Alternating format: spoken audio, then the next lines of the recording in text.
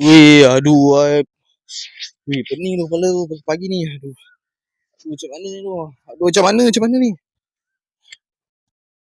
Gimang, kau ni pagi-pagi buta, paha dah pusing-pusing macam tu kan. Bila aku tengok kau pusing-pusing macam ni kan, serabut kepala otak aku lah. Kalau kau ada masalah, kau share dengan aku. Aku ni kan member kau. Share lah apa masalah kau, tak payah kau nak pusing-pusing macam tu dia. Tak doh. Sebenarnya, aku ni banyak hutang kau tahu. Aku hutang dekat bank, aku hutang dekat Along, aku banyak hutang. Sebab apa aku berhutang dengan orang? Sebab aku ni jenis pemalas nak bekerja dan aku nak ikut jalan mudah untuk dapat duit, untuk aku jadi apa? Jadi kaya. Lepas tu aku beli rumah, kereta. Sekarang hutang aku dah banyak dah. Aish, tak tahu doh macam mana nak cakap doh. Kau ni Gimang, kau asal kau berhutang lah doh. Asal kau pilih jalan mudah doh. Kau nak buat benda-benda macam tu, kalau kau nak berjaya sekalipun, kenapa kau nak guna jalan mudah? Aku malas lah nak mencarut kan, lebih-lebih lagi bulan puasa ni kan.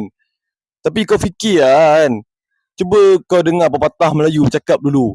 Susah dulu, senang-senang kemudian. Kau sepatutnya kau berusaha mat nak berjaya, bukan kau ambil jalan pintas, bukan kau ambil jalan mudah untuk kau nak berhutang. Kau kena fikir tu mat. Kan, cuba kau tengok ah. Kau ada rasa malu tak pada diri kau sendiri kan? Cuba kau tengok orang-orang yang istimewa.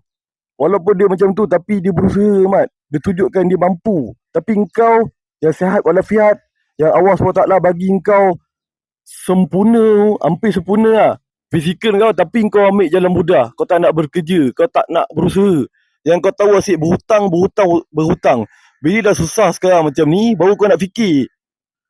Kau fikir lain kali sebelum kau nak buat, Ahmad.